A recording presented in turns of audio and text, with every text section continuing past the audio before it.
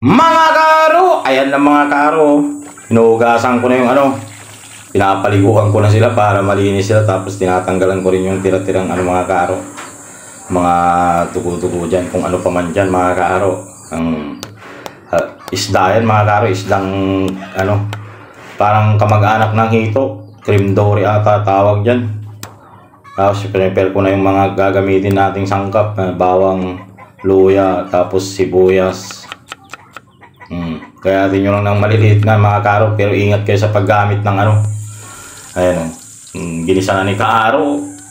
Tapos yung sibuyas, sunod dyan yung mga karo, paminta ay tawag dyan, luya.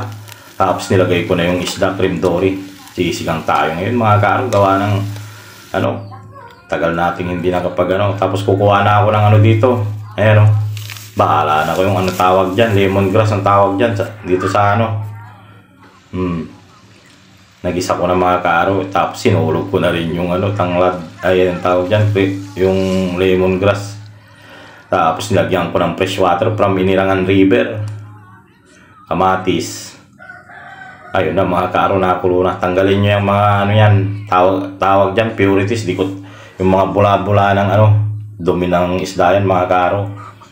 Lagyan natin ng konting wag nyo munang lagyan ng maraming asin para saktuhan na lang mga karo. Mamaya pag titimplahan nyo na kung tama ba yung alat at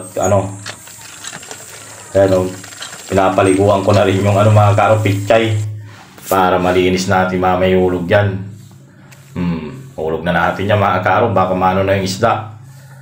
Sarap niyan mga karo. Mamaya lagyan ko ng isang malaki at isang maliit na sinigang mix mga karo, para mapangiwi tayo kung kakain tayo. Ayun na mga karo, alam nyo na kasunod yan, pananghalian na dito sa Pangasinan mga karo. Pananghalian na rin kayo dyan, Luzon, Visayas, Mindanao, tsaka yung mga nasa ibang bansa dyan. Tanghalian tayo dito. Panangudto mga taga Pangasinan, mangudto tayo namin.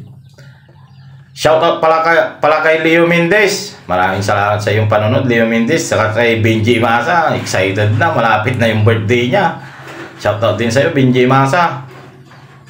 Tsaka kay yung kumpare kong hindi nagsasawang mag-share ng video, maraming salamat sa iyo, pare McNeil. Kita-kita tayo ulit bukas mga karo.